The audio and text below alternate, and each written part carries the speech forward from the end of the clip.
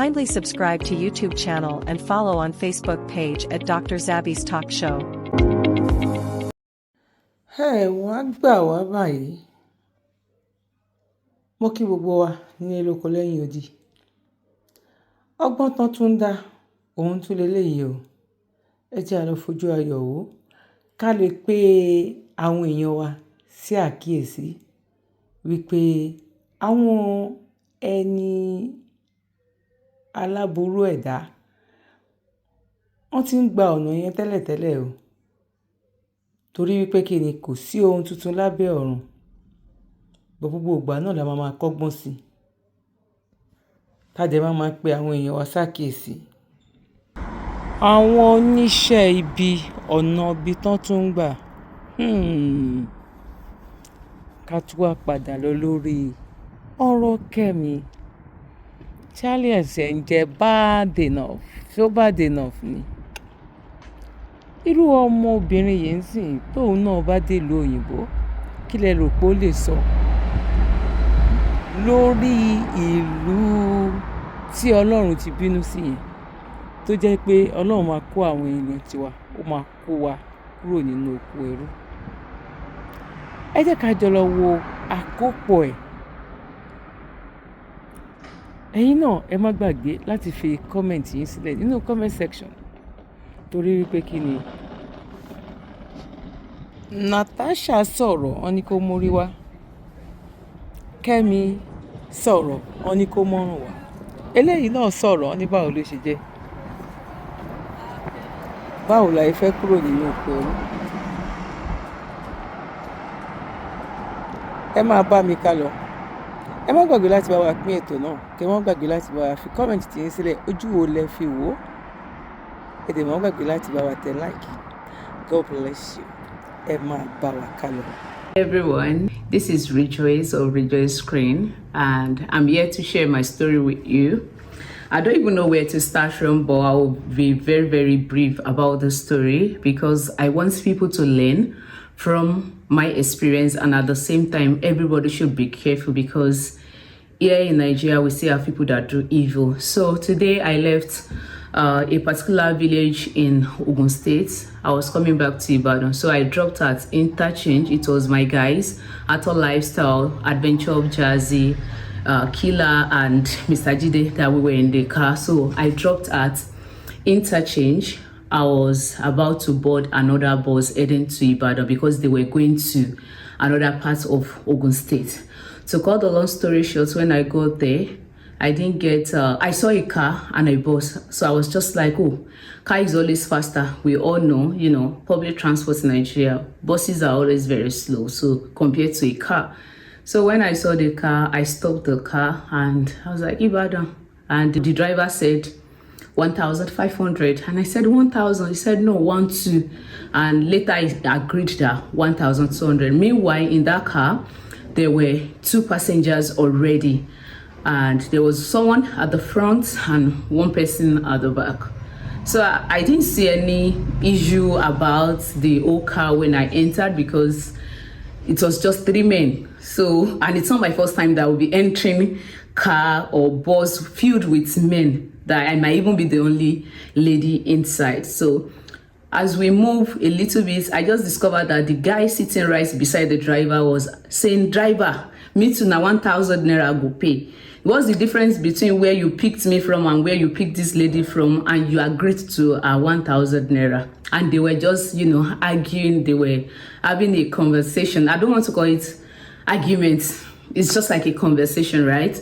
And the driver was like, for 1,500, which means drop if you know you cannot go with me for the amount we agreed on. And the man by the right hand side, that's the driver's side, he said, oh yeah, let's go. And we keep moving.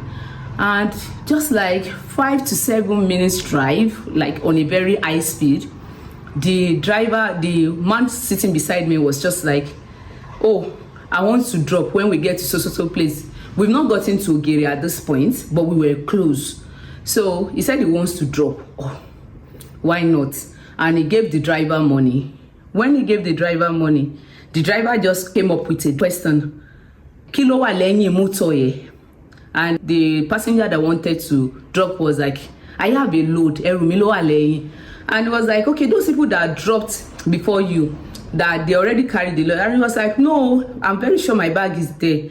And they started one thing. Before I know, the guy that was sitting beside me was like, you have to tell, no, the driver said, you have to tell me what you have in your bag, blah, blah, blah. Before I know, they were just, in my own, this thing is none of my business. I don't know how you guys, where you guys came from. I was just looking at them. I was not saying anything. To cut the long story short, the guy sitting right beside me started begging that,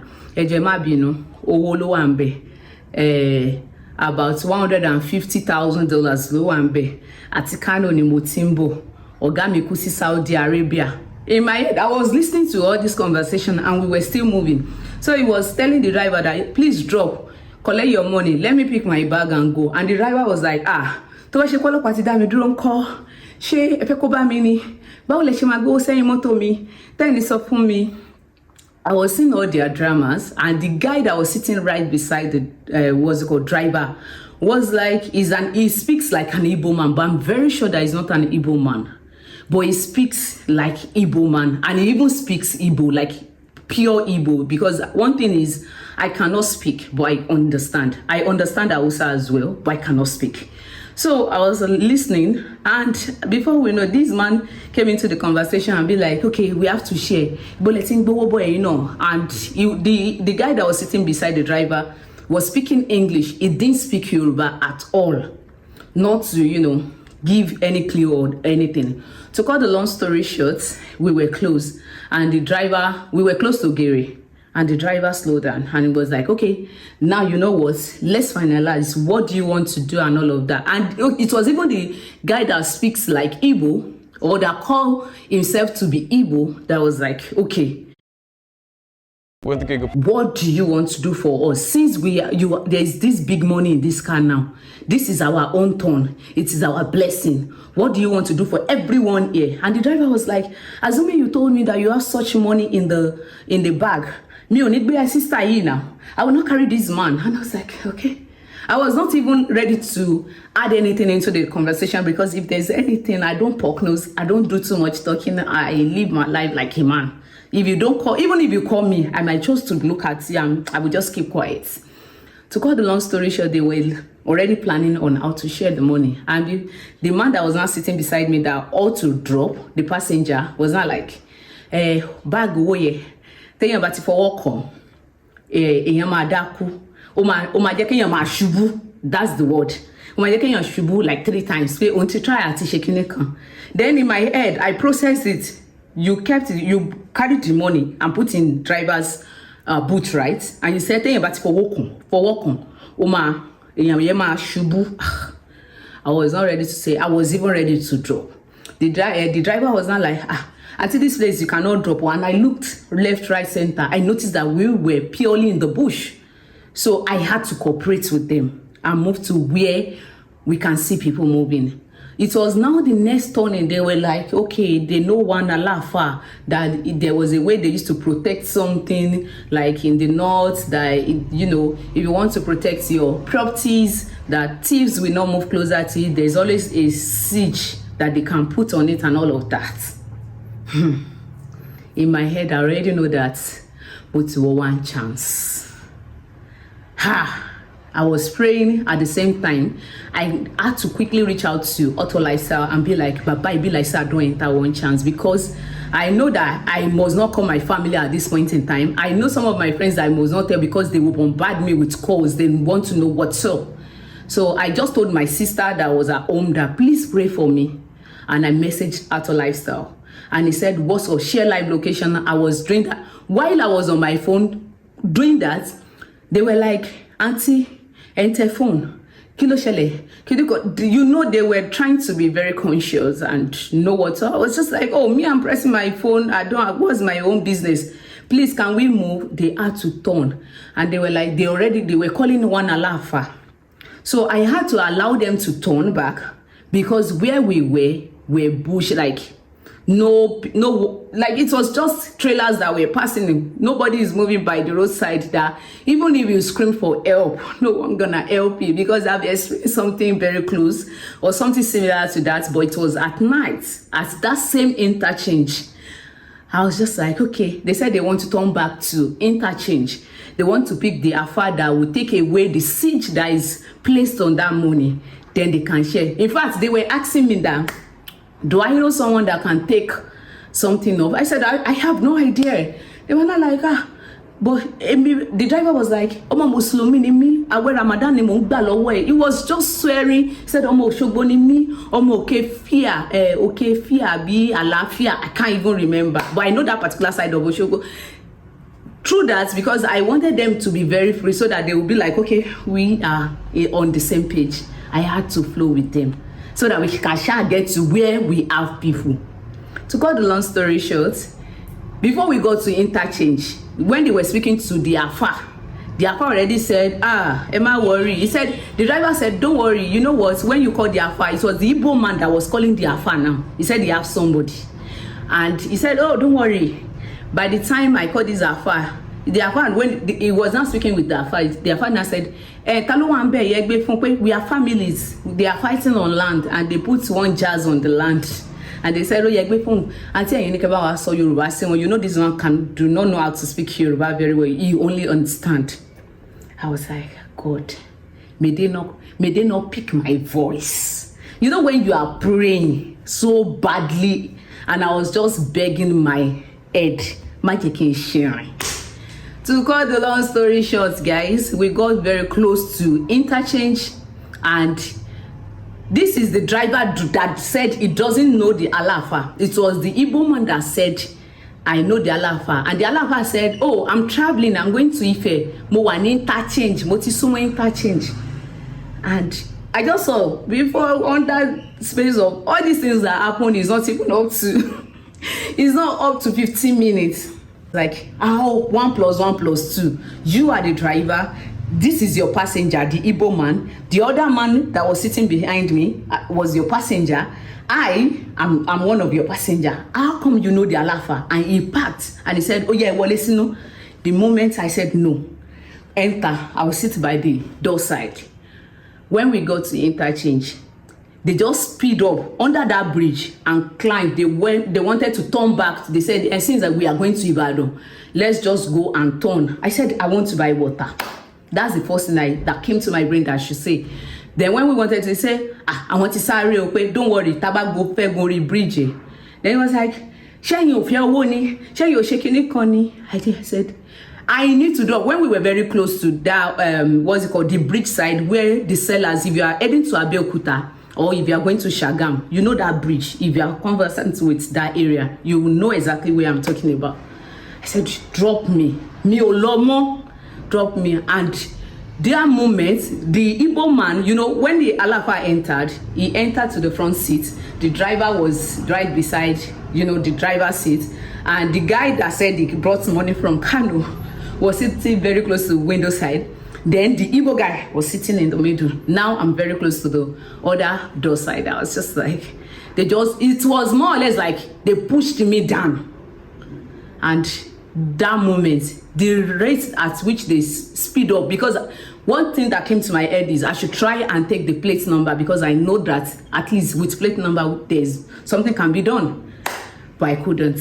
But I was able to take pictures of them, like a short video of them, even though I could not record, because the guy that was sitting beside me was trying to put all his eyes inside my phone.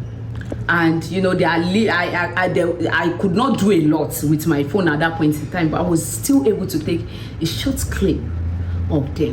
And yeah, I'm just grateful to God, because this story will have turned to another thing. Probably they would have been looking for me or something. It was later when I dropped, I called Ato and be like, he called me rather and was like, were you able to drop? I said yes. We did video call and he was like, relax. They are this, they are that, and all of that. But I know that, because even inside the car, the moment they picked the Alafa brought out jazz. I mean, confirm. See, when I see jazz, I know jazz. And I was just like, Orí mi ò lè gbà bọ̀dẹ̀. Ìṣẹ̀dá mi ò lè. You know that moments that you have to just speak to your creator, talk to your God properly. And you know, the beautiful thing is, I remember say I no get mama. I can't say, my mama, make you no sleep. Oh, it was a terrible one. I will not even lie, I'm traumatized. Right now, I don't even think I really want to jump on anything, traveling or something. But this is a message. Please, if you see them talking about gold, money, and all of that inside the car, please just shut your mouth and find a way to drop. Because the truth remains that is either they want to use you, they want to kidnap you, they want to steal from you, or they even want to... they will do as many evil as they can think of to you. But I'm just grateful that I'm alive to share my story.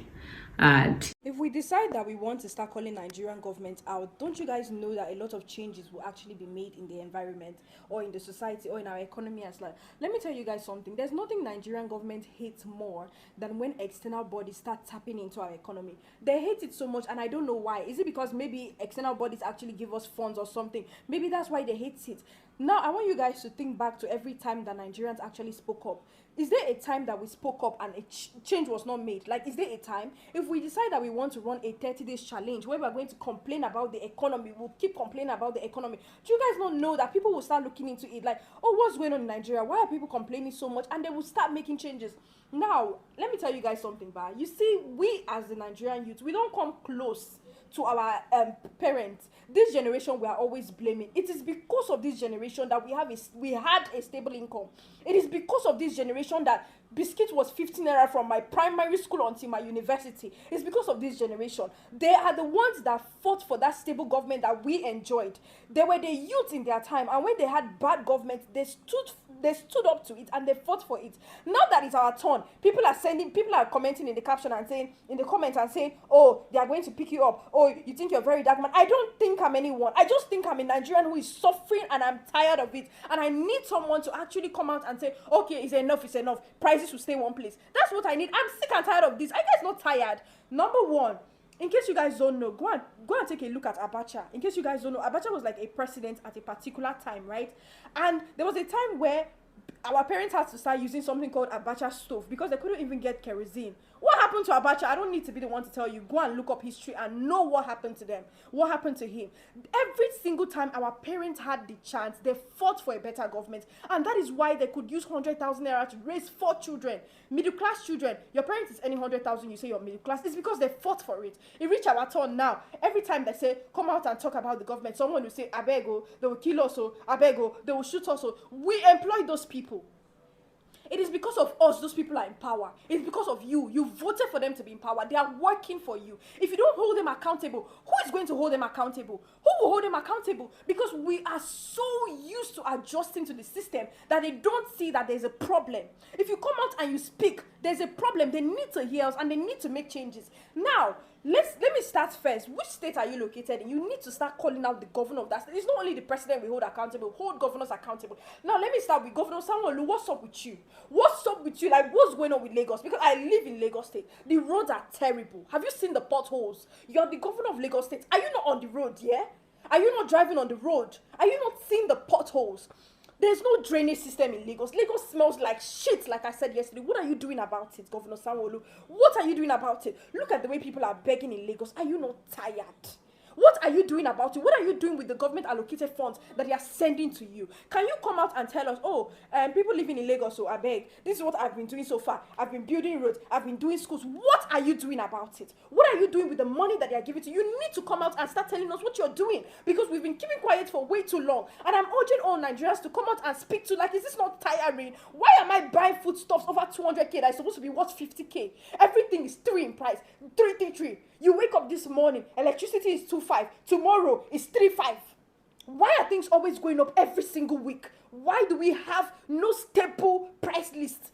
Every time restaurants are peeling paper to add new paper, they'll plaster new paper on top. Now it's our turn to actually fight for the government, and people are suggesting that we should jackpot from the country. You guys, we are the biggest cowards ever. Because why are we running from country that our parents worked so hard with their bare hands to actually create a foundation for? Why is it our turn and we have to run away from the country? Why can't we stand up and ask these people? We need to hold these people accountable. They need to tell us what they have been doing with the government allocated funds, and they need to come out and start telling us. It's time for us to actually be angry. I'm not angry because I'm very angry. And Governor Sanwo-Olu, you need to come out and tell us what you're doing with government allocated funds for Lagos State. What are you doing? President Tinubu, what measures have you been putting in place that the government or the governors have been reporting to you to tell you what they are doing? Because you alone, you're not the only one, You're not the only one. So when we drag you by the collar, you drag the governors. What measures have you been putting in place to make sure that there's... Home.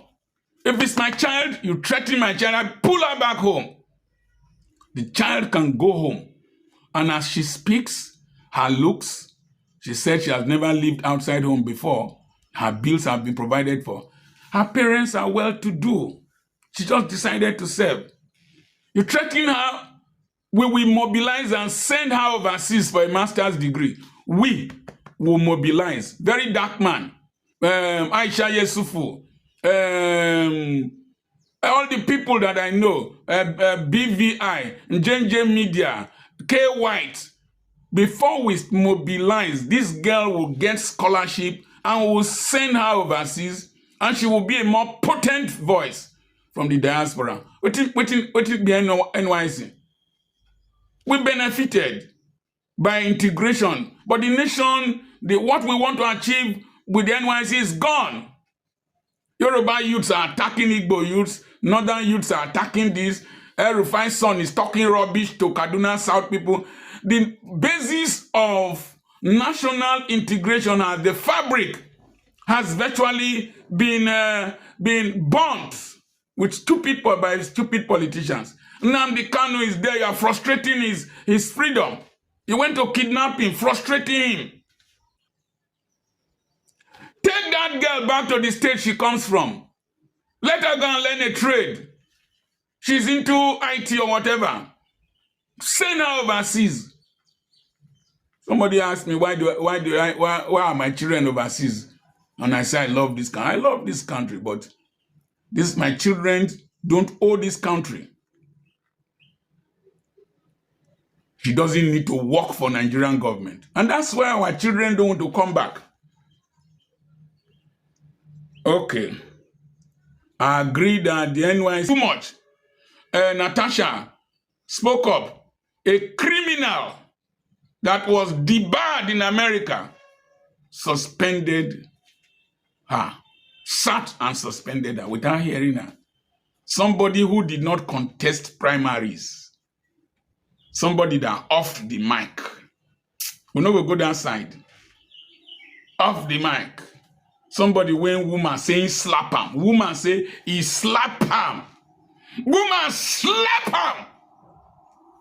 No fit do the woman. Joy Nune was my junior at FGC Warri. Joy Nune. So I'm not a mean man in this country. Joy Nune was my junior. Person when they slap by the time when in the FGC correct bene. I don't finish higher school from FGC Warri. So when we get angry with what is happening in this country, we are not smart people. And let me quickly say this. It was only one boy in Tunisia that got frustrated and set himself ablaze that led to the Arab Spring that got to Egypt, Libya, and we have not recovered from it.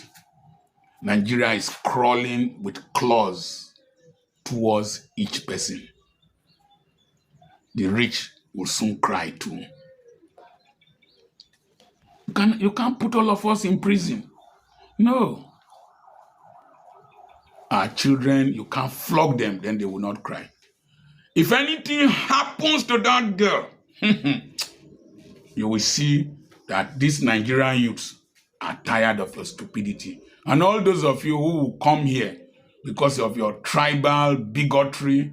National Youth Service Corps member, Uche Ugwamaye, was trending over the weekend after she expressed frustration in a viral video on TikTok over the high cost of living in Nigeria. Ugwamaye criticized President Bola Ahmed Tinubu, calling him a terrible president and questioning what his administration is doing to address the economic crisis. Address the economic crisis.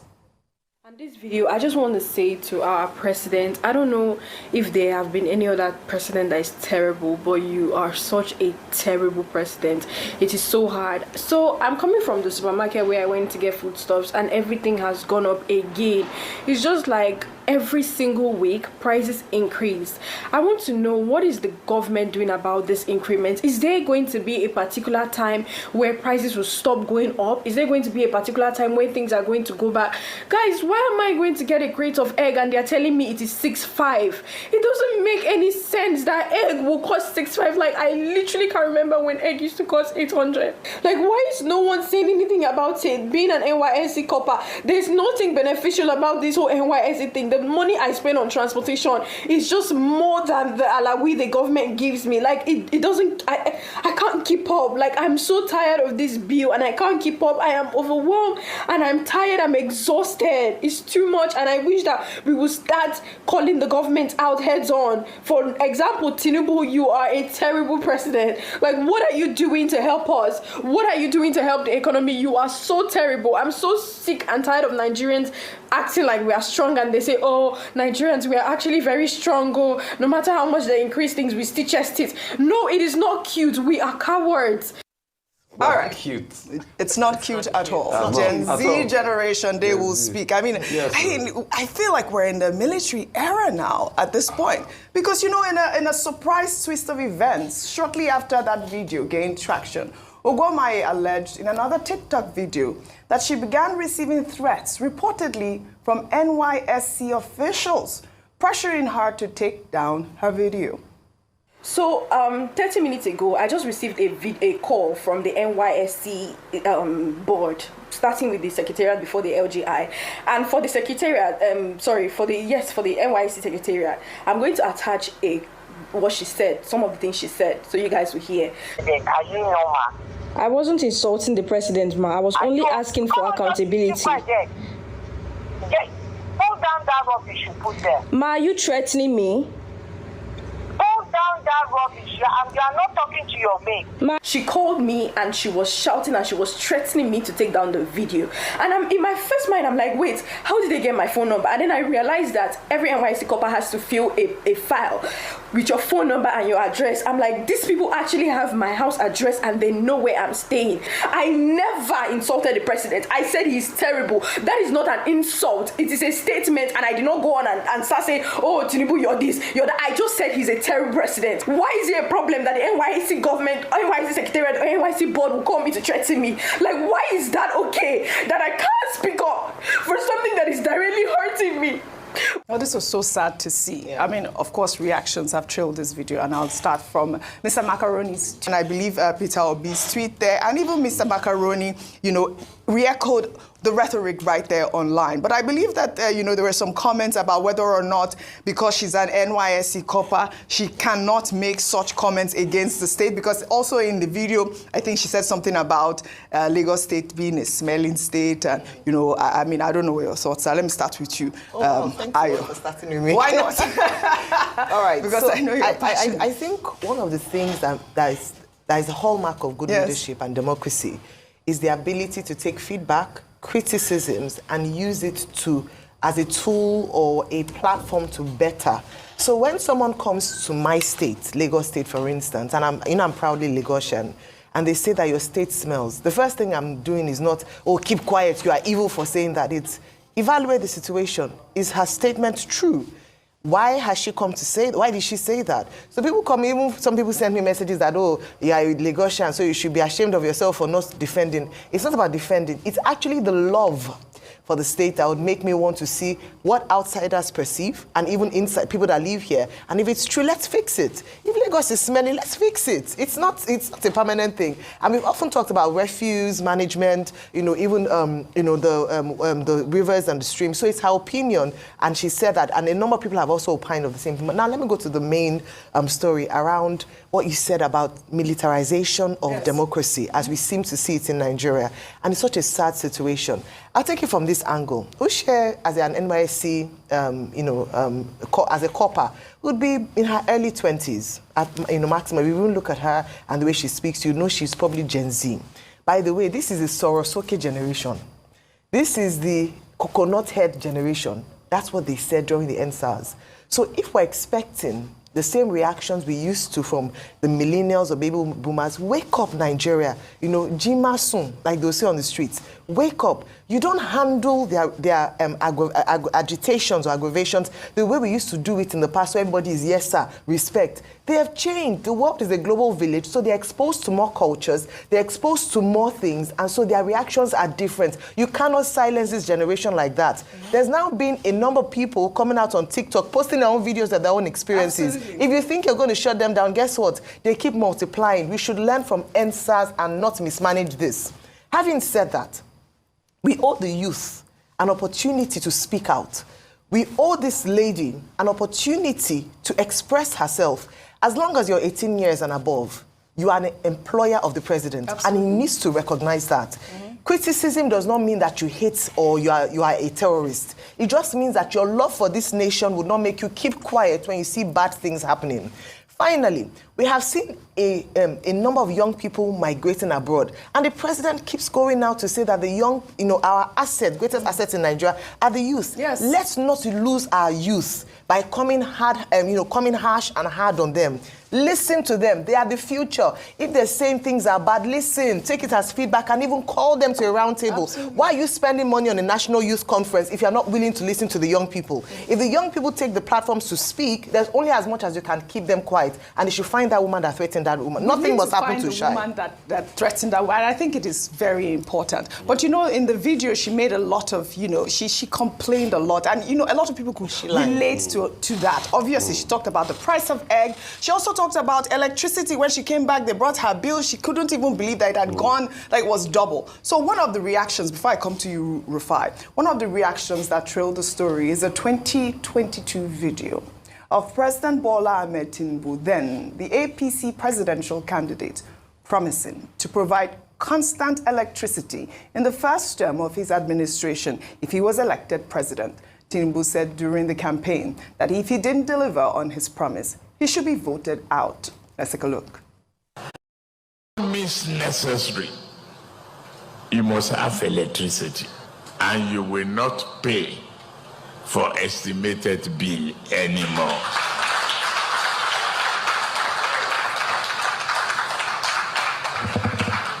A promise made will be a promise kept. If I can't keep the promise and I come back for second term, don't vote for me. That's the truth. Unless I give you adequate reasons why I couldn't deliver.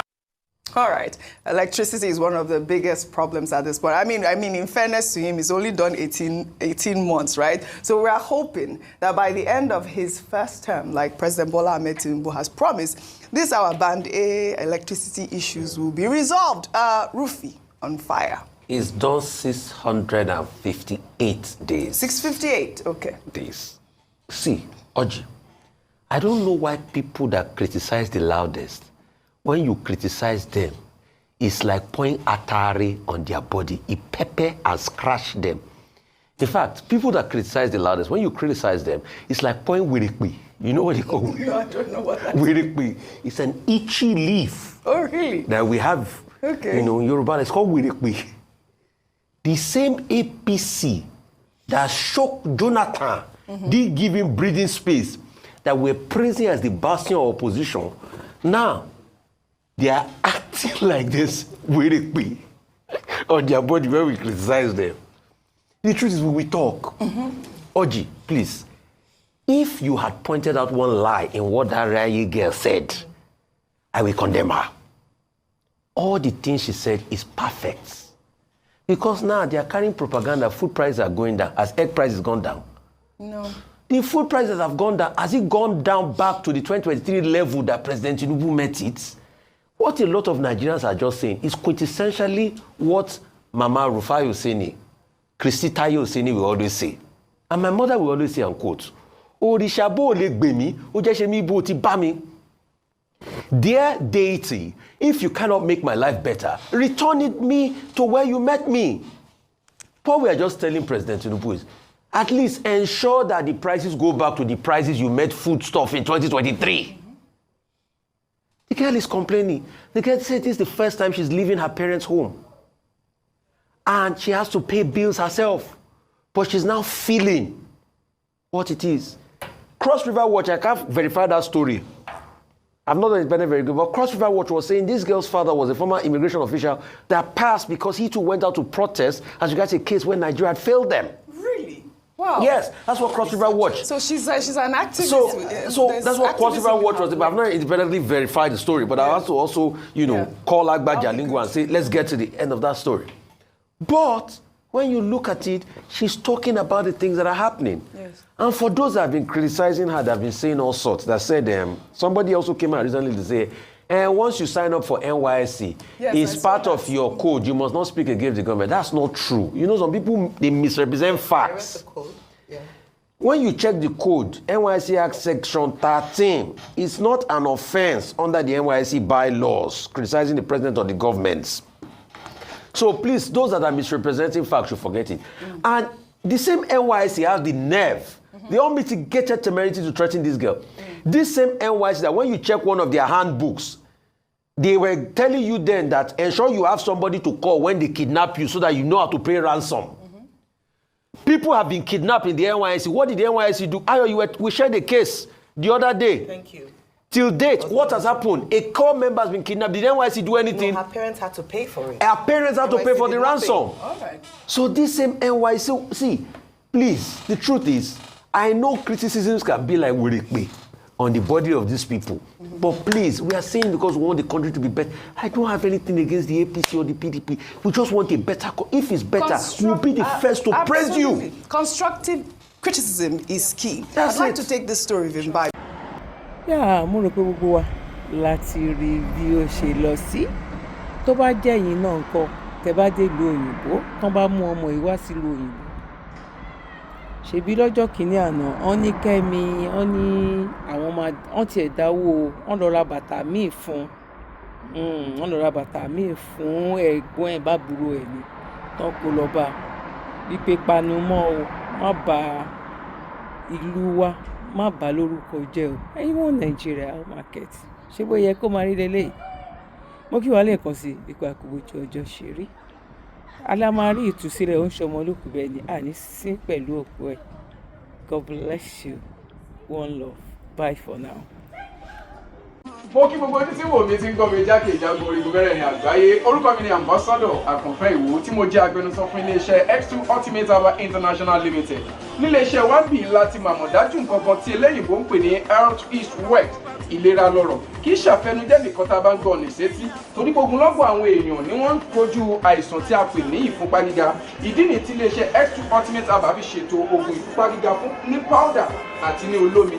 Kò tán síbẹ̀, oògùn ìtọ̀ ṣúgà ó wà ní iléeṣẹ́ X2 Ultimate Herbal International Limited ní powder àti ní olómi. Òun náà lẹ̀ ń wò yìí. Oògùn ọ̀pẹ́ ẹ̀yìn wà tí a ti ṣe lọ́jọ̀ fún ẹni tó bá ń kojú ọ̀pẹ́ ẹ̀yìn torí gẹ́gẹ́ bí ìṣòro. Iléeṣẹ́ wa níbí ní oògùn ẹ̀ tó lè bá wọn tán rẹ̀ lójú ọgbọ́n. Bákan náà, ogunlọ́gọ̀ àwọn èèyàn ni wọ́n jẹ́ oníbìísí tí wọ́n ti rora wọn pín wípé Ọlọ́run ò lè ṣe, ṣùgbọ́n tó jẹ́ pé àìsàn kan sómìíràn ní nǹkan di ọmọ bíbí wọn. Ó wà ní iléeṣẹ́ X2 Herbal International Limited fún ìwòsàn fún àwọn oníbìísí. Kò tán síbẹ̀ o, a ní ọ̀pọ̀lọpọ̀ oògùn tí a ṣe létò fún ẹni tó bá jẹ́ ẹni tó bá ní ikùn gbẹ̀ndù tó jẹ́ pé ọ̀rá ti pọ̀ jù lára ẹ̀, ó máa bá wa burn fat, a pè ní X2 burn fat fún obìnrin àti fún ọkùnrin. Bákan náà, ní iléeṣẹ́ X2 Ultimate Herbal International Limited, a ní egbòogi èyí tá a ṣe ní powder fún ẹni tó bá ń kojú àìsàn stroke. Ó wà ní iléeṣẹ́ X2 Ultimate. Tẹ́ ẹ bá lé èèyàn tó ní lẹ́gbẹ̀ẹ́, ẹ dán wò. Ìjọba lù ú lóǹtẹ̀ fún lílò torí pé ojú dání. Káàkiri ni wọ́n ti mọ̀ wá nílẹ̀ yìí jákèjádò àgbáyé. Kò sí onírúurú àìsàn tàbí àrùn tẹ́ lè máa kojú tí a ní oògùn rẹ̀, egbòogi ẹ̀dá ti ṣe lẹ́jọ̀. Torí ẹ̀, àìrìn jìnnà láìra búkẹ́ ọ̀kẹ́rẹ́ o. 079 0153 tàbí 0806 4000 204. X2 Ultimate Aba International Limited. Health is wealth with care. God is.